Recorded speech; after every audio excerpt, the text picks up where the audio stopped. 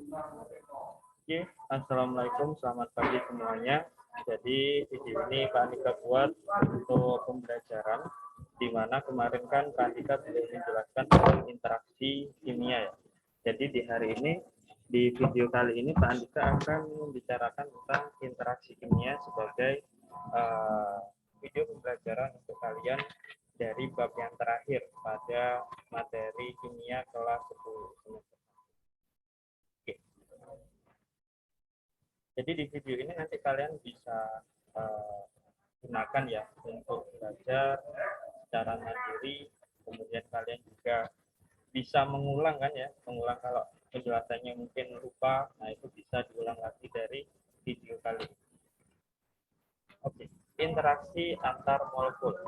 Nanti tujuan dari pembelajaran ini di mana kita akan memahami interaksi molekul itu apa sih, kemudian jenis-jenis dari interaksi molekul dan bagaimana membedakan antara interaksi molekul satu dengan interaksi molekul yang lain.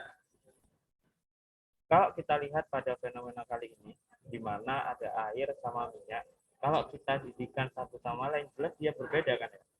Nanti si air akan lebih cepat mendidih daripada si minyak. Nah, hal itu tuh kenapa? Ternyata kalau kita sudah belajar kimia, yaitu materi tentang bentuk molekul dan lain-lain, itu bisa menjawab dari permasalahan ini. Satu jawabannya adalah ternyata adanya interaksi antar molekul. Bedanya interaksi dengan ikatan adalah ketika ikatan itu dia bersatu antara unsur satu dengan unsur lainnya, dia membentuk senyawa baru. Senyawa satu dengan senyawa lainnya dia membentuk senyawa baru. Itu adalah ikatan. Jika interaksi itu dia itu hanya ini ya, apa itu namanya, saling mengikat tetapi tidak membuat dia menjadi suatu senyawa baru. Contohnya antara H2O, antara air. Nah, air satu dengan air yang lain, yaitu saling berikatan, berinteraksi satu sama lain. Namanya adalah nanti ikatan hidrogen. Nah, itu adalah interaksi. Bedanya apa tadi? Kalau interaksi, dia itu berikatan tetapi tidak membentuk suatu senyawa baru. Jadi seperti kalian interaksi dengan teman kalian seperti itu. Nah, kalau berikatan, nah itu dia akan membentuk suatu senyawa baru. Interaksi sendiri kalau dibagi berdasarkan jenisnya itu ada dua, di mana ada interaksi berdasarkan gaya van der Waals dan interaksi dari ikatan hidrogen.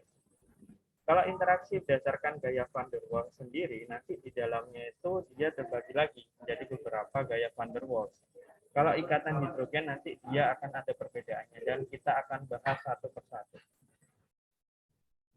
Gaya van der Waals terlebih dahulu, di mana kalau kita berbicara gaya van der Waals di buku kalian, atau mungkin di buku kalian kurang lengkap, kita bisa menggunakan untuk PowerPoint ini ya. Di mana gaya van der Waals sendiri dibagi menjadi 5, yaitu gaya dipol-dipol. Gaya dipol-dipol itu interaksi antara senyawa polar. Jadi polar 1, polar 2 ketemu, dia berinteraksi. Itu adalah interaksinya dipol-dipol.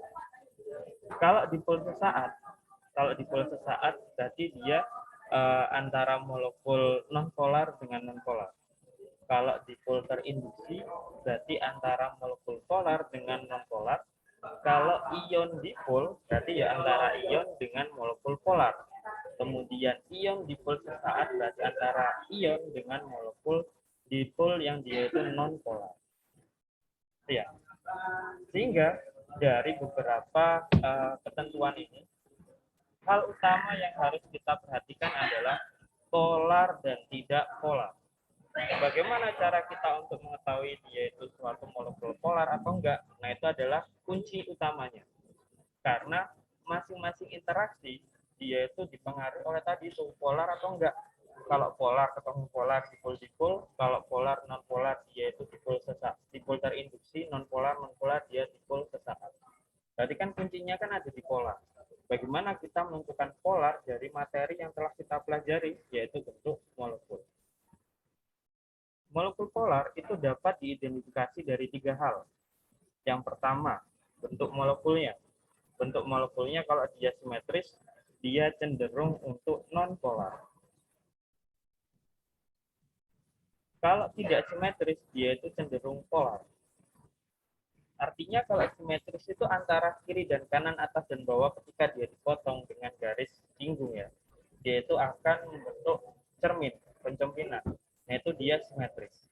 Kemudian kalau tidak simetris, kalau kita kasih garis potong, dia itu nggak ada apa itu namanya pencerminannya. Nah, kemudian kalau pasangan elektron bebas semakin banyak, maka dia itu adalah polar. Dan sebaliknya kalau nggak ada berarti dia non polar. Kemudian jarak elektronegatifan ini khusus untuk molekul yang dia itu hanya terdiri dari 2 unsur. Contohnya kalau HCl. HCl ini tuh kalau dilihat dari bentuk molekulnya, jelas dia bentuk molekulnya simetris. Nanti ke bawah dia tidak polar.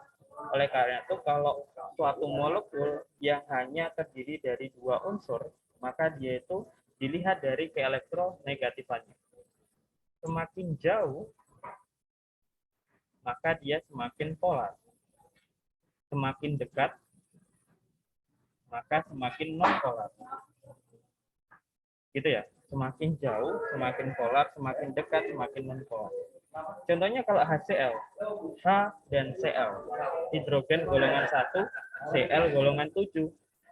H dan Cl terpaut jauh, sehingga keelektronegatifannya akan jauh, sehingga dia cenderung untuk polar. Contoh lain kalau dia Cl2. Ini khusus untuk molekul yang terdiri dari 2 unsur saja. Cl2 antara Cl dengan Cl sama-sama satu unsur, sama-sama satu tempat, sehingga nanti keelektronegatifannya itu kurang. Sehingga kalau keelektronegatifannya itu kurang, maka dia cenderung untuk non polar, gitu ya. Jadi kepolaran bisa ditentukan dari 3 hal ini.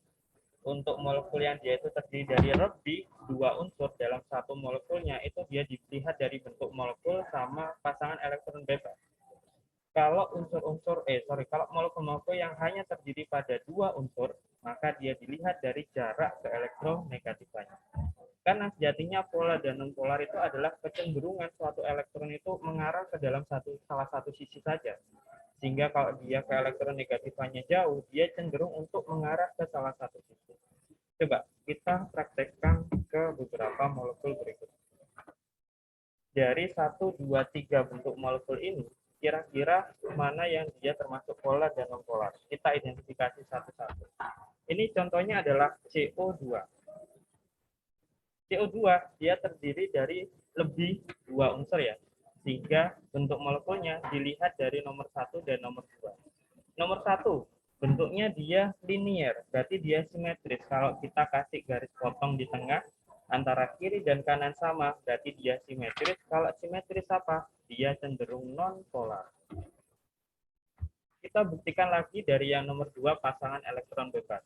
Karbon, dia golongan 6, dia memiliki nomor atom 6. Berarti kalau kita konfigurasikan 2 dan 4, 4 memiliki 4 titik, semua dipakai menjadi suatu ikatan. Sehingga tidak ada pasangan elektron bebas. Kalau tidak ada, dia cenderung apa? Cenderung non-polar. Nah, setelah kita tahu seperti ini, berarti kita dapat dapat bicarakan bahwasanya dia CO2 itu adalah non-polar. Oke, jelas ya. Kemudian untuk H2O, H2O sendiri untuk antara oksigen dengan dihidrogen masing-masing. Kalau dari bentuknya sini itu dia jelas tidak simetris ya.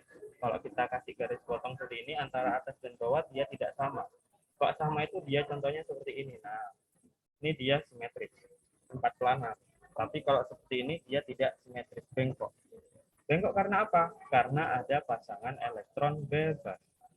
Nah, karena dia terdiri dari lebih dari 2 unsur dalam satu molekulnya, oksigennya 1, hidrogennya 2, totalnya 3, berarti dilihat dari kedua tipe tersebut, bentuk molekulnya tidak simetris, dia cenderung polar.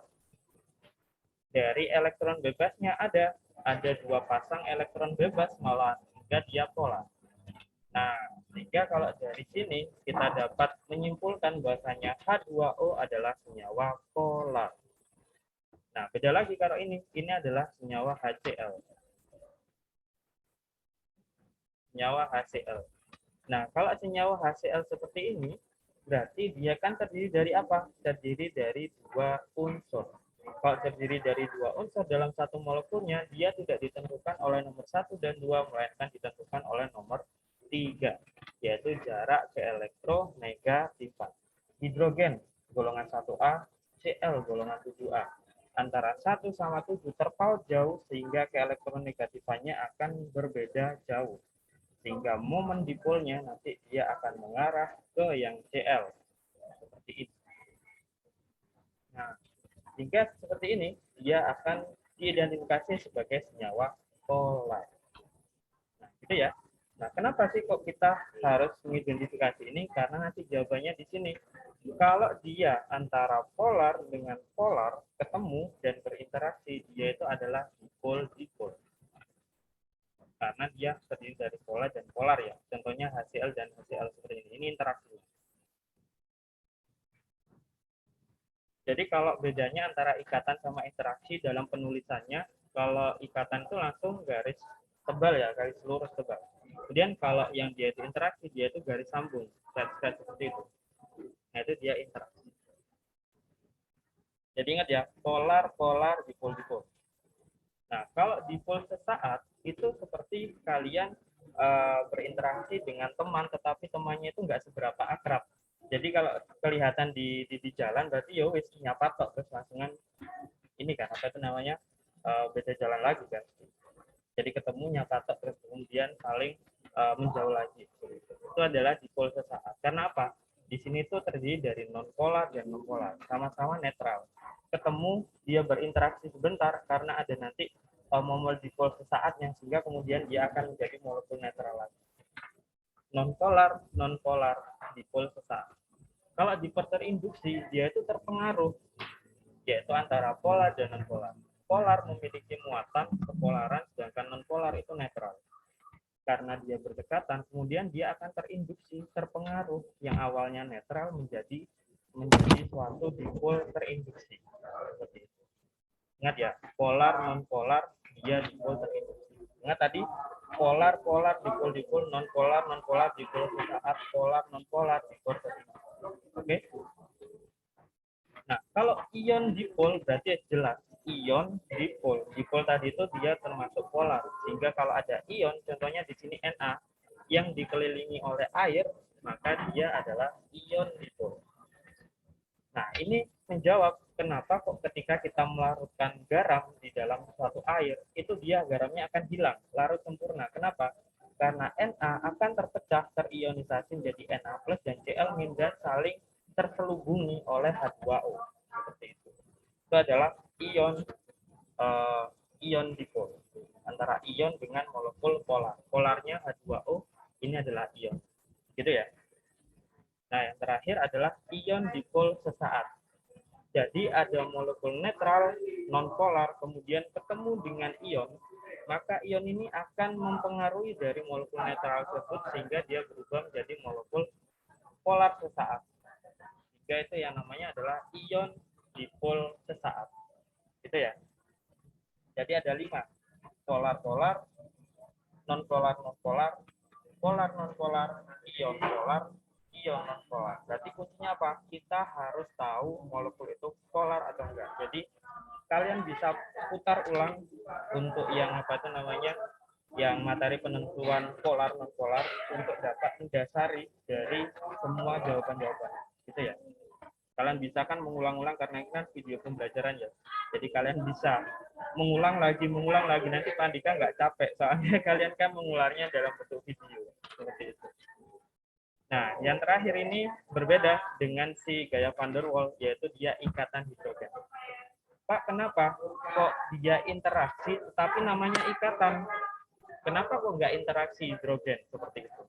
Jawabannya adalah karena kuat tarik dari masing-masing interaksi ini itu sama, hampir sama dengan yang namanya ikatan. Jadi nanti di kimia anorganik itu ada cara untuk menghitung dari si momen ikatannya. Nah, karena dia itu interaksi tetapi tidak menghasilkan senyawa lain, maka dia itu dinamakan suatu interaksi. Itu ya tadi. Nah, karena interaksinya tadi ini lebih kuat daripada yang gaya van der Waals dan mendekati ikatan, maka dia dikatakan ikatan hidrogen. Tapi tetap dia interaksi, tidak akan menghasilkan senyawa lain. Nah, interaksi hidrogen ini atau ikatan hidrogen ini yang paling simpel, di mana ketika ada hidrogen yang nanti berinteraksi dengan bond F N, maka dia disebut sebagai interaksi atau ikatan hidrogen. Contohnya antar H2O ini kan oksigen, ini kan hidrogen. Interaksi antara hidrogen dengan oksigen, salah satunya adalah dengan ikatan hidrogen. Makanya nanti akan ada perbedaan kalau kita merujuk ke sifat fisikanya antara titik didihnya. Kalau dia itu interaksinya beda, maka titik didihnya akan beda. Seperti itu. Jadi terjawab ya fenomena yang ada di atas tadi. Kenapa antara minyak dengan air itu titik didihnya berbeda. Antara senyawa ini dengan senyawa ini titik didihnya berbeda. Kenapa? Interaksinya antar molekul itu berbeda. Sehingga energi untuk mencapai suatu titik tersebut, titik apa itu namanya? Titik didih itu berbeda-beda. Gitu ya. Nah, itu adalah pembelajaran kita tentang interaksi antar molekul. Kalau kalian kurang puas cara pembelajarannya, kalian bisa ulang lagi ya dari awal, kemudian kalian pahami lagi, kalian tentukan ada di buku catatan kalian, dan kalian juga membaca dari buku paket kalian. Nah, itu saja dari Pak Andika untuk pembelajaran interaksi molekul hari ini. Berarti untuk pelajaran kita yang kemarin kita tertunda itu sudah selesai.